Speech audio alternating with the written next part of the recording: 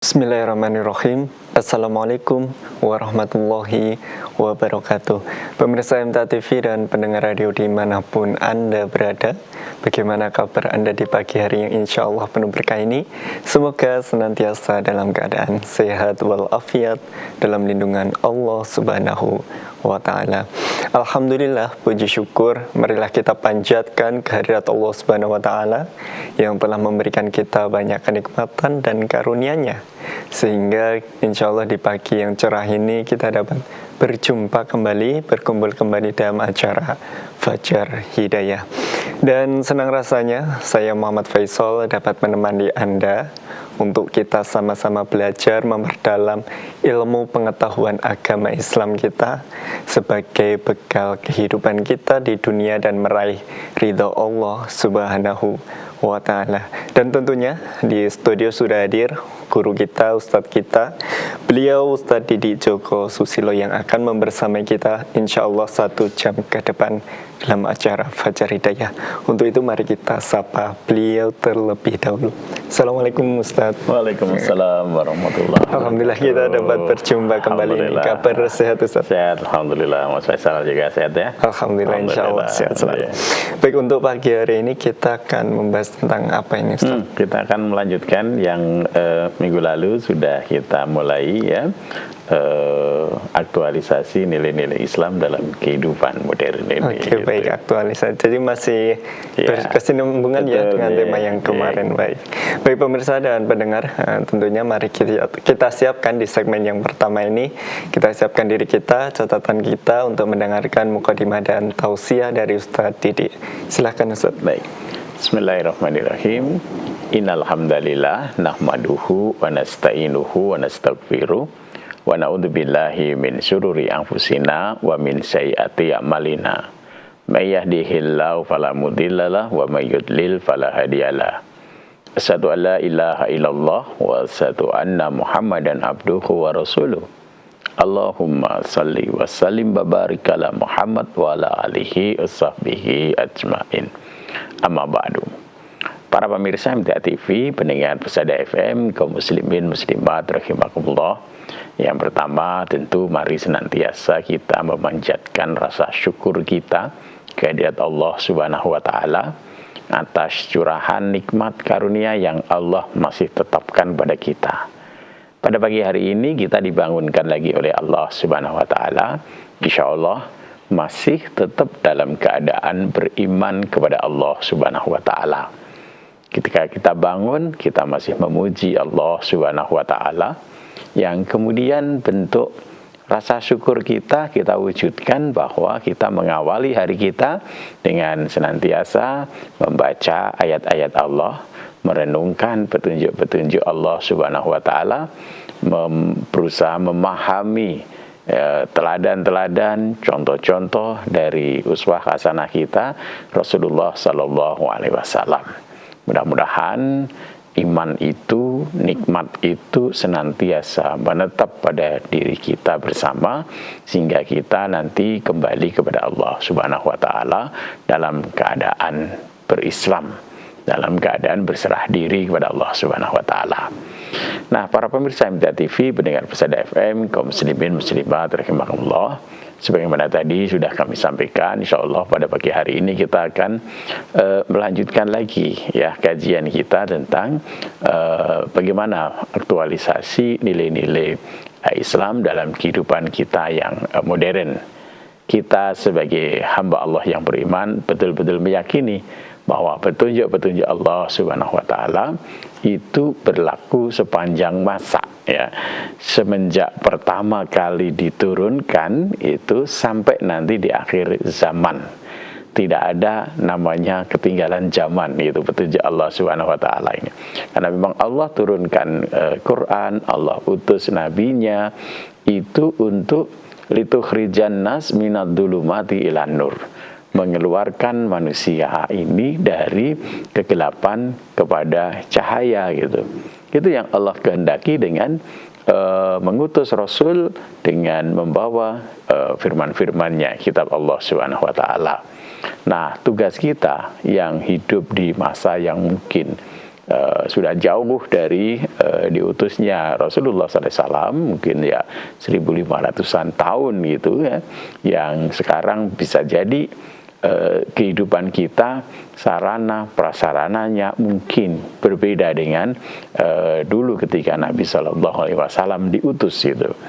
Nah, maka yang kadang-kadang muncul pada diri kita itu banyak juga diri umat Islam itu pertanyaan-pertanyaan, apakah ya petunjuk-petunjuk Allah itu masih bisa kita katakan menjawab ya tantangan kehidupan kita yang sekarang dengan berbagai perubahannya, yang orang mengatakan sekarang kita itu hidupnya diliputi atau dikuasai dengan kemajuan teknologi ya, terutama teknologi informasi. Bagaimana cara kita berkomunikasi, bagaimana cara kita berkehidupan. Sekarang kan banyak dikuasai oleh teknologi informasi. Nah sekarang kan bagaimana mewujudkan nilai-nilai Islam ini ya di dalam kehidupan kita yang sekarang. Kalau di pertemuan yang lalu kita sudah sampaikan ya bahwa petunjuk Allah Subhanahu wa taala di dalam kehidupan ini yang pokok, yang pertama yang harus kita pahami bahwa cara hidup kita atau perilaku hidup kita mesti didasari dengan tauhid ya kan. Yang pertama kemarin sudah kita bahas sebagaimana firman Allah, a'udzubillahi minasyaitonirrajim, qul inna sholati wa nusuki wa mahyaya wa mamati lillahi rabbil alamin. Katakanlah ya, sesungguhnya dari ini Allah Subhanahu wa taala perintahkan kepada Rasulnya Nabi Muhammad sallallahu alaihi wasallam untuk menyampaikan kepada kita umatnya ya, sesungguhnya inna sholati wa nusuki, ya sesungguhnya sholatku, ibadah nusukku. Nah mungkin kita kan ini hanya ibadah madhoh, kita biasanya kan kalau pas sholat, kalau pas puasa, kalau pas beribadah itu ya memang harus ikhlas untuk Allah gitu. Tetapi Allah lanjutkan, inna sholati wa nusuki wa mahyaya wa mamati gitu. Aktivitas hidupku, aktivitas matiku gitu, lillahi rabbil alamin, hanya untuk Allah Rabb, Tuhan semesta alam. Artinya semua aktivitas kita sandarannya harus ke sana, bahwa kita lakukan ini karena keyakinan kita kepada Allah Subhanahu wa taala, karena kesadaran kita bahwa kita akan kembali kepada Allah, karena pengharapan kita akan balasan dari Allah Subhanahu wa taala. Itu yang pertama ya. Itu harus ada dalam kehidupan kita kalau kita ingin hidup kita diantarkan oleh Allah ke jalan-jalan kebahagiaan yang hakiki. Karena Allah kehendaki kita ini selamat di dunia wal akhirah itu.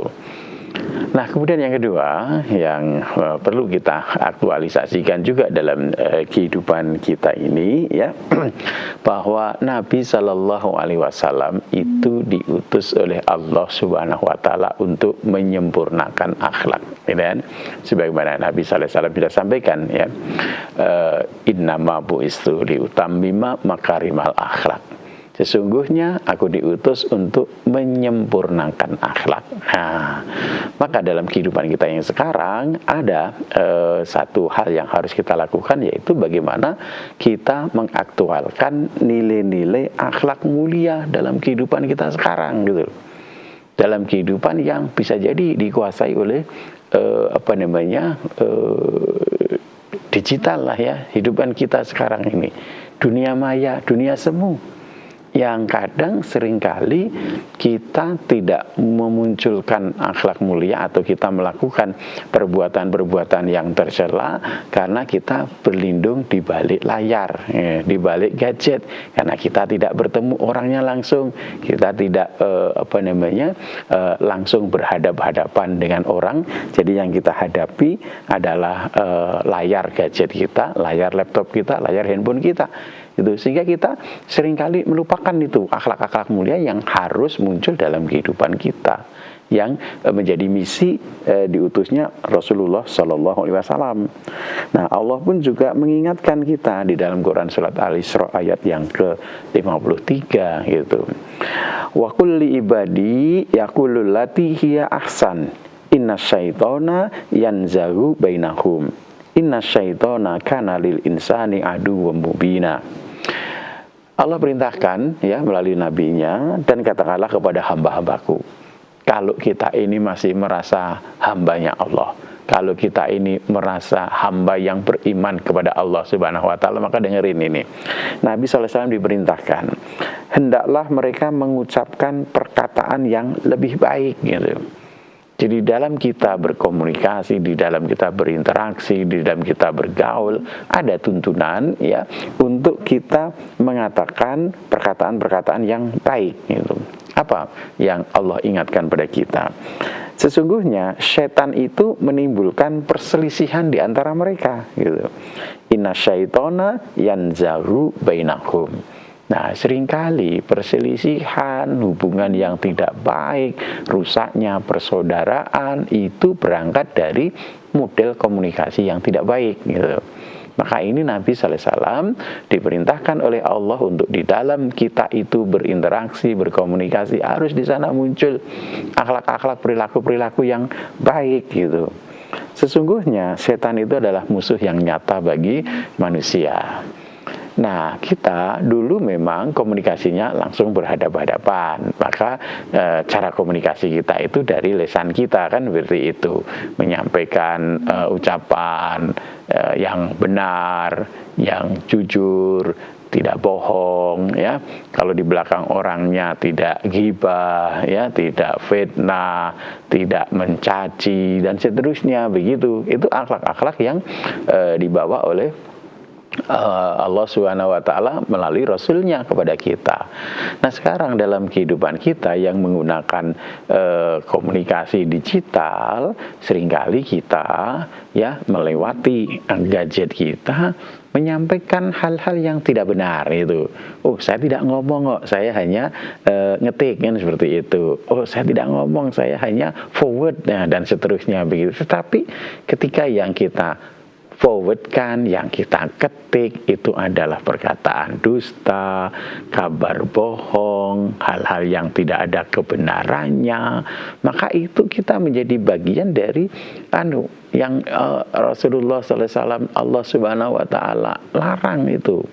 Kita tahu bahwa Nabi SAW ingatkan kepada kita, alaikum bisidik, wajib bagi kamu berlaku jujur. Nah, ketika kita berada di balik layar itu, karena kita ada di dua dunia yang semu gitu, dunia maya, kadang-kadang kita lupa yang kita share, yang kita kirimkan itu apakah benar apa tidak gitu. Tidak dikaji dulu, tidak direnungkan dulu, tidak difikirkan dulu gitu kan. Tetapi kita biasanya karena ke bawah suasana langsung kirim tanpa dicek begitu, ikut-ikutan dalam ghibah ya. Wah, saya kan nggak ngomong tapi ngetik gitu. Nah, ini yang maka mesti harus hadir nilai-nilai akhlak-akhlak mulia ini dalam kehidupan kita gitu. Ya, karena ini yang nanti akan membuat kehidupan kita jadi lebih baik, terhindar dari perselisihan, terhindar dari rasa curiga gitu. Apalagi ketika kita menyampaikan message, pesan gitu kan. Kadang-kadang ya, kalau kita komunikasi langsung, kita bisa nangkap ini Mas Faisal ngomongnya nadanya marah apa tidak, ini Mas Faisal nadanya bercanda apa tidak, kan seperti itu gitu. Tetapi kalau kita ketik, itu kan yang intonasinya nanti yang baca yang menentukan begitu, bukan yang ngetik. Kalau ngetiknya mungkin biasa titik koma dan seterusnya itu, tapi ketika yang baca itu ini kemudian dinadakan intonasinya tinggi, jadi wah ini saudara saya marah ini kan gitu kan, oh ini saudara saya ngomongin tidak benar ini, kadang-kadang kan begitu. Nah maka tentu kan kemudian ini menjadi potensi untuk merusak persaudaraan kita, merusak pertemanan kita gitu. Nah, maka penting untuk kita mengaktualisasikan ya, akhlak-akhlak mulia di dalam kehidupan kita. Apa yang mestinya menjadi tuntunan-tuntunan Nabi ketika kita berinteraksi, misalkan jangan menyakiti saudaranya. Nah, maka kita pun juga jangan menyakiti saudara kita gitu. Jangan menfitnah saudara kita. Jangan fitnah saudara kita gitu. Jangan ghibah dan seterusnya. Nah, ini tetap harus muncul di dalam kehidupan kita. Harus kita aktualisasikan nilai-nilai akhlak-akhlak Islami sehingga persaudaraan kita tetap terjaga gitu. Karena kalau tidak nanti setan yang masuk itu, sebagaimana ayat ini bahwa setan itu terus gak pernah berhenti untuk menimbulkan perselisihan di antara kita, merusak persaudaraan di antara kita begitu. Maka di dalam kita berkehidupan yang sekarang banyak diliputi dengan teknologi, tidak boleh kemudian kita lupa, tidak boleh kemudian kita lalai bahwa akhlak-akhlak Islam itu menjadi misi di dalam Allah Subhanahu wa Ta'ala mengutus Nabi Sallallahu Alaihi Wasallam, dan itu sepanjang masa itu. Sejak dulu ketika Quran ini diturunkan, Nabi Sallallahu Alaihi Wasallam diutus sampai nanti, nah termasuk pada saat kehidupan kita sekarang gitu, yang kita bisa katakan banyak di fasilitasi oleh teknologi informasi gitu.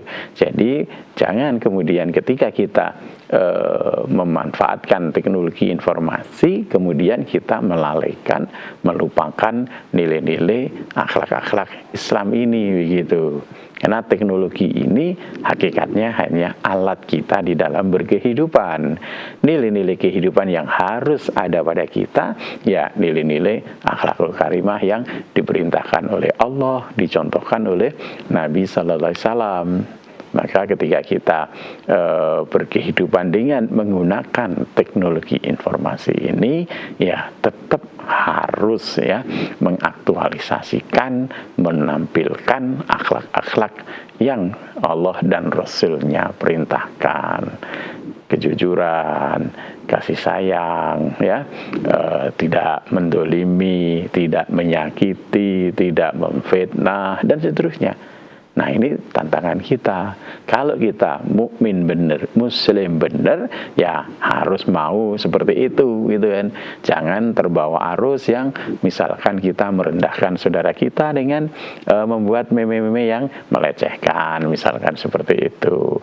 Jangan terbawa arus kemudian kita menggosipkan, menggibah, bahkan kemudian bisa jadi menfitnah.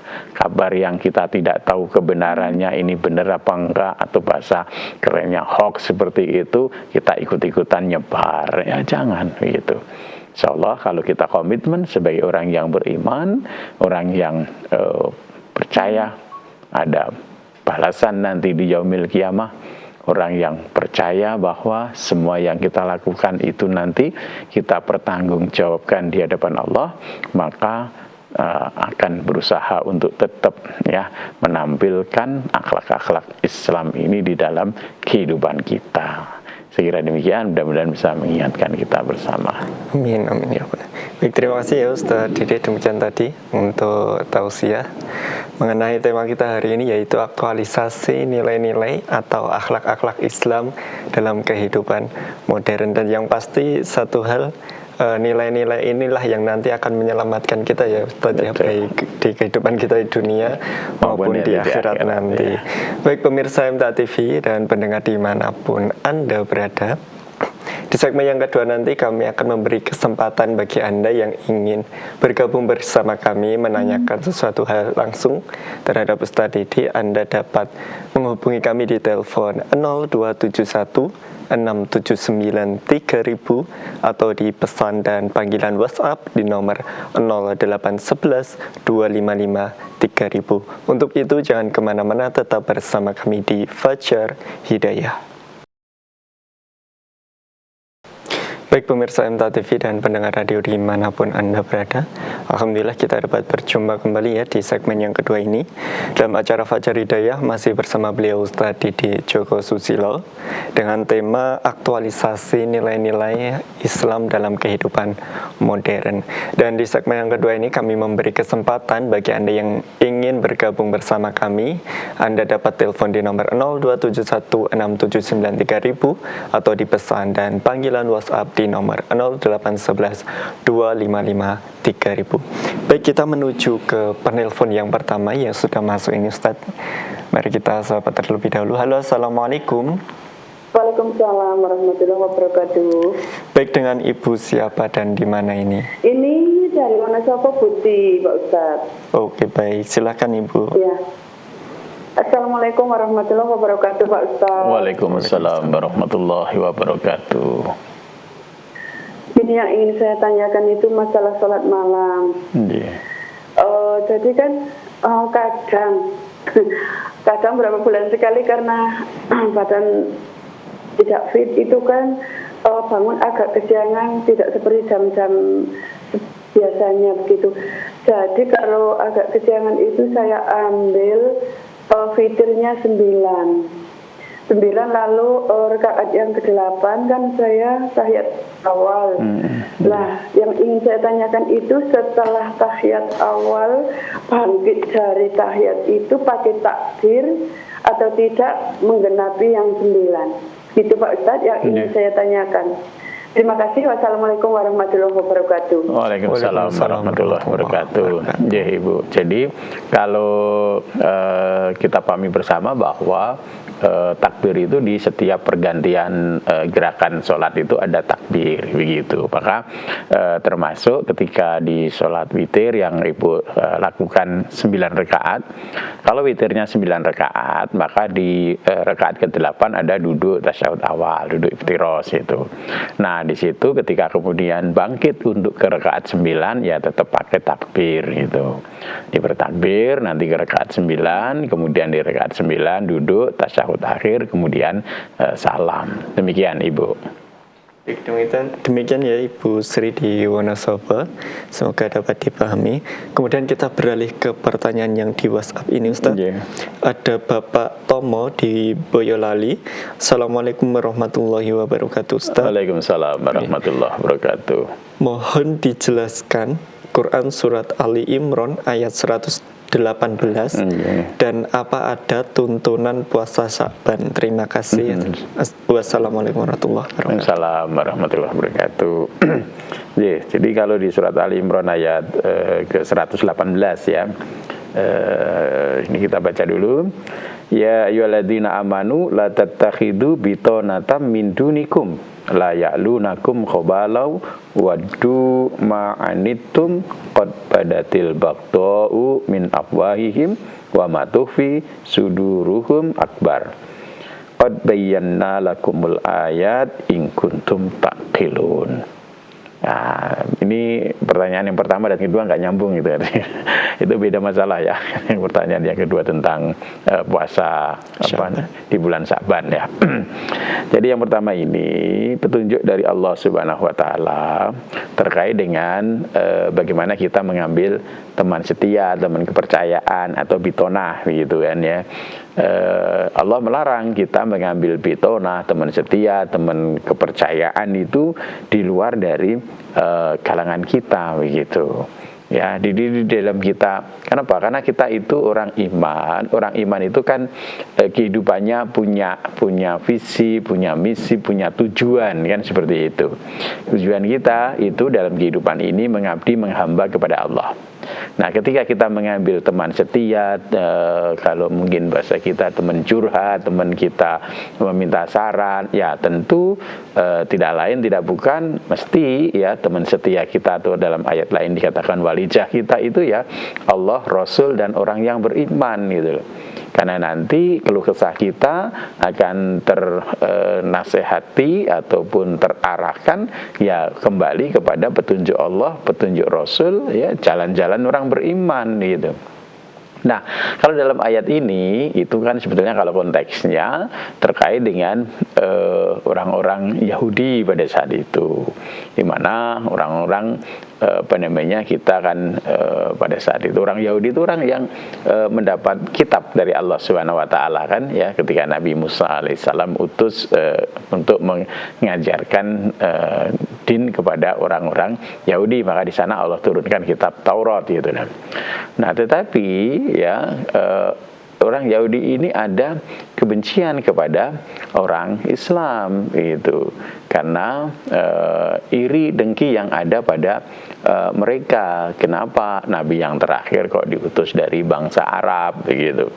Maka orang-orang Yahudi itu meskipun mereka sudah mengetahui al-haq, mengetahui bahwa apa yang dibawa oleh Rasulullah SAW itu benar, sama dengan yang mereka terima melalui nabinya Nabi Musa alaihissalam, tapi mereka kufur, mereka ingkar gitu.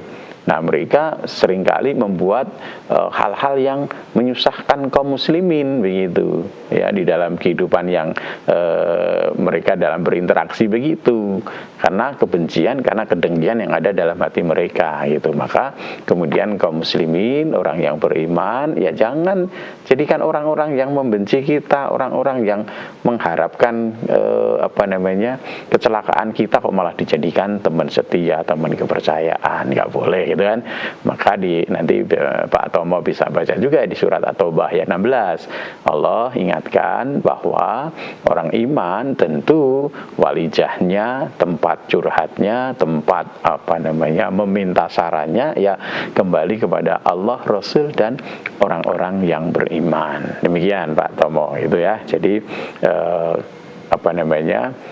diungkapkan di ayat 118 itu bahwa mereka itu ya sebagian pura-pura baik saja di depan orang yang beriman gitu kan, hatinya menyembunyikan kebencian yang besar kepada orang beriman. Pada saat itu konteksnya Nabi SAW dan kaum muslimin, seperti itu. Kemudian yang kedua tentang puasa Sya'ban ya. Memang tidak ada mengkhususkan sendiri ya, misalkan di malam bulan Sya'ban itu ya, hadis-hadis yang terkait dengan malam di pertengahan bulan Sya'ban, atau kita sering di umat Islam dikatakan nisfu Sya'ban itu memang hadisnya dhaif ya. Sholat malamnya, puasanya itu dan seterusnya memang hadisnya dhaif, tidak boleh dijadikan dasar untuk kita mengkhususkan. Tetapi ada riwayat bahwa Rasulullah SAW memperbanyak puasa di bulan Sya'ban itu.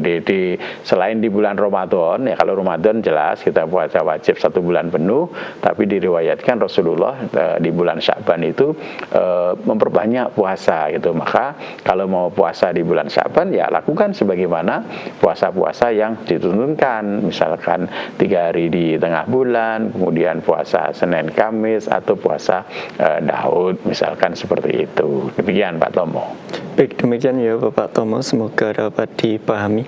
Dan kita beralih ke pertanyaan selanjutnya ini Ustadz, yang sudah masuk di WhatsApp. Ada dari Bapak Lastono di Purwodadi. Izin bertanya Ustadz, mertua saya di waktu sehat sholatnya tertib, namun setelah diuji sakit stroke kurang lebih 2 tahun meninggalkan sholat sampai meninggal dunia. Apa saya boleh mendoakan? Terima kasih atas jawabannya. Ya, jadi mestinya ya, tapi sudah terlanjur ya, sudah terlanjur. Jadi kan kadang-kadang orang tidak tahu ya, karena kurangnya ilmu begitu. Kan kalau sholat itu kan harus wudu dulu, kalau tidak wudu sholatnya tidak sah.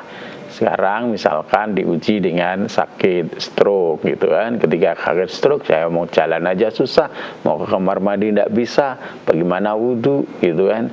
Nah karena nggak bisa wudu kemudian nggak sholat kan, seperti itu. Nah maka pentingnya kita punya ilmu, pentingnya kita belajar gitu kan, bahwa Allah Subhanahu wa Ta'ala memberi banyak kemudahan di dalam kita beribadah, termasuk kewajiban yang tidak boleh ditinggalkan ya, tidak boleh ditinggalkan dalam keadaan apapun itu sholat gitu ya. Sholat harus berdiri, saya sakit sehingga tidak kuat berdiri, ya boleh dengan duduk.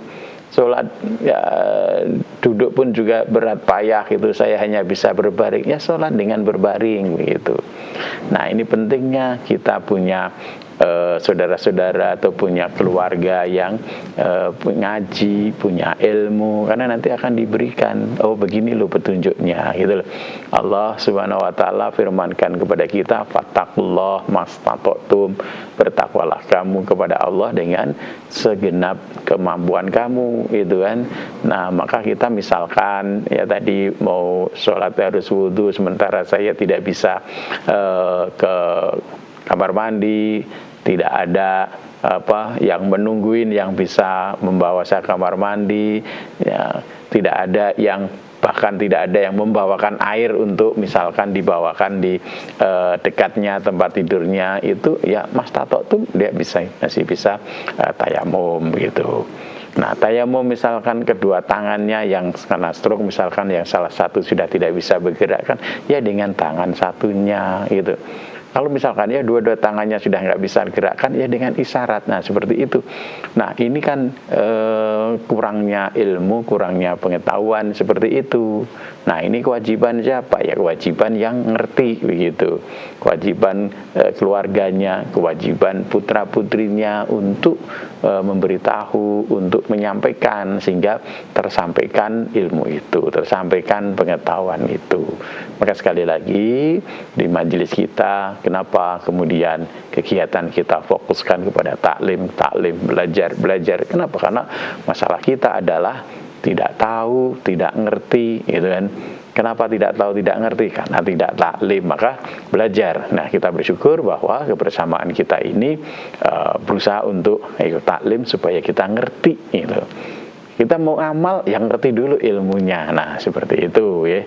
Jadi mudah-mudahan diampuni oleh Allah Subhanahu wa taala karena tidak tahu kita tadi apa yang menyebabkan kemudian tidak sholat gitu. Kalau tidak sholatnya karena kufur, karena ingkar, waduh saya udah sholat kok malah dikasih ujian sakit itu, maka sekarang saya tidak mau sholat. Nah, kalau seperti itu ya tidak perlu didoakan. Tapi karena kalau misalkan ketidaktahuannya, saya ini ya mau sholat tapi saya harus wudhu sementara saya tidak bisa kamar mandi dan tidak ada anggota keluarganya yang memberitahu, membantu, menolong, ya insya Allah mudah-mudahan diampuni oleh Allah, itu didoakan seperti itu. Demikian Bapak. Demikian ya Bapak Lostono, semoga dapat kita pahami dan kita mengerti semuanya. Dan kita beralih ke pertanyaan yang telepon yang sudah masuk ini Ustaz. Mari kita terima terlebih dahulu. Halo, assalamualaikum. Sudah bergabung ini. Halo, assalamualaikum. Waalaikumsalam warahmatullahi wabarakatuh. Baik, dengan Bapak siapa di mana? Sudah bergabung ini. Halo, assalamualaikum. Waalaikumsalam warahmatullahi wabarakatuh. Ini tanya Ustaz. Di mana? Ya, saya Pak Zulkarnain dari Selat Panjang. Yeah. Baik Bapak Zulkarnain, mungkin volume TV atau radionya bisa dikecilkan terlebih dahulu Bapak. Ya. Ini Ustaz, ingin bertanya Ustaz. Assalamualaikum ya Ustaz. Waalaikumsalam warahmatullahi wabarakatuh. Ada doa sehabis imam sehabis sholat gitu Ustaz, membacakan doa Allahumma balikna fi Rajab Sa'ban wa Ramadan.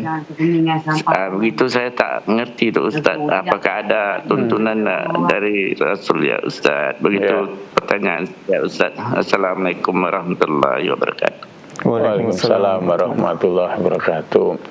Jadi kalau hadis doa itu dari Nabi kami belum tahu Bapak ya itu.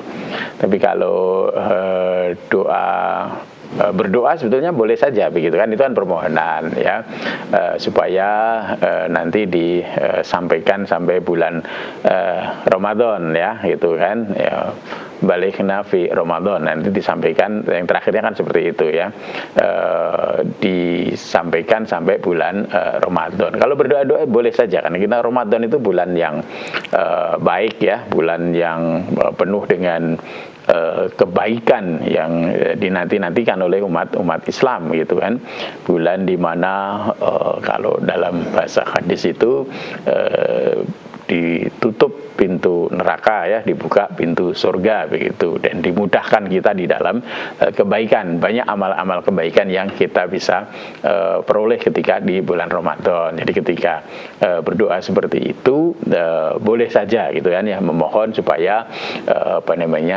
hidupnya disampaikan sampai bulan Ramadan itu boleh saja gitu. Kalau hadis khususnya yang mengajarkan Rasulullah SAW berdoa seperti itu, kami belum tahu Pak. Nanti mungkin kami cari dulu. Demikian Bapak. Baik, demikian tadi ya Bapak Zulkarnain. Kemudian kita beralih ke pertanyaan selanjutnya nih Ustaz. Dari Ibu Siti di Colomadu. Izin bertanya Ustadz, bolehkah kita membantu atau kerja bakti dalam pengajian dalam rangka memperingati Isra Mi'raj yang di dalamnya ada kegiatan hadroh, dan bolehkah kita menghadiri pengajian tersebut? Terima kasih. Hadroh itu apa tuh? Hadroh itu seperti nyanyi ya, iya, nyanyi di iringi apa namanya itu alat musik itu yang apa itu rebana gitu ya. Itu kan apa namanya alat musik saja ya, alat musik, dan kita memang di kalangan umat Islam ada perselisihan, ada khilaf kaitannya musik, ada yang boleh, ada yang tidak ya. Tapi kita memanding memilih pendapat yang tidak mengapa alat musik itu ya, asal tentu penyampaiannya atau pembawaannya tidak menampilkan biduan-biduan, tidak menampilkan aurat, kemudian lagu syair-syairnya tentu bukan syair-syair yang dilarang ya, seperti itu. Jadi kalau tadi pengajian Isra Mi'raj itu ya urusan keduniaan ya, pengajian memperingati Isra Mi'raj Nabi SAW itu urusan keduniaan pengajian itu ya. Selama pengajiannya yang disampaikan tausiah, peringatan untuk misi dari, kalau biasanya kan Isra Mi'raj itu kita memperingati turunnya perintah sholat kan, seperti itu. Ketika pengajiannya diisi motivasi untuk memperbaiki sholatnya, meningkatkan sholatnya, memaknakan sholatnya ke lebih khusyuk, ya tentu di sana tidak mengapa, itu urusan-urusan keduniaan, seperti itu. Nah, termasuk misalkan kemudian ketika mau pengajian di kerja bakti, dibersihkan masjidnya, dibersih cuci tikarnya, karpetnya dan seterusnya, itu tentu tidak mengapa gitu. Kecuali kalau tadi tampilan hadrohnya yang ditampilkan kemudian ada penari-penari wanita dan seterusnya, tentu tidak usah ikut, bantu, tidak usah datang, misalkan seperti itu. Kalau hadroh biasanya kan sambil duduk itu kan ya, duduk. Kalau yang ditampilkan di depan, di muka, tentu hadrohnya pemainnya itu tentu para laki-laki, anak-anak, misalkan seperti itu, anak-anak laki-laki seperti itu. Kalau demikian tentu tidak mengapa. Demikian ya. Baik, demikian ya tadi Ibu Siti di Colomadu, semoga dapat menjadi pencerahan. Dan sepertinya kita sudah di akhir perjumpaan ini Ustadz. Saya ucapkan terima kasih banyak atas pembelajaran dan juga kebersamaannya. Semoga sehat selalu dan di kesempatan berikutnya kita dapat berjumpa kembali. Assalamualaikum warahmatullahi wabarakatuh. Baik pemirsa MTA TV dan pendengar radio dimanapun Anda berada, demikian tadi perjumpaan kita ya di acara Fajar Hidayah pagi hari ini. Semoga apa yang beliau sampaikan dapat memberi peringatan dan juga menambah pengetahuan kita mengenai ilmu agama, sehingga kedepannya kita menjadi orang yang lebih baik. Dan kami mohon maaf apabila ada pertanyaan-pertanyaan yang belum bisa terjawab. Semoga di kesempatan berikutnya kita dapat berjumpa kembali. Dan akhirnya saya Muhammad Faisal mohon undur diri. Apabila ada salah kata saya mohon maaf. Subhanakallahumma wa bihamdika asyhadu an la ilaha illa anta astaghfiruka wa atubu ilaik. Akhirul kalam, wassalamualaikum warahmatullahi wabarakatuh.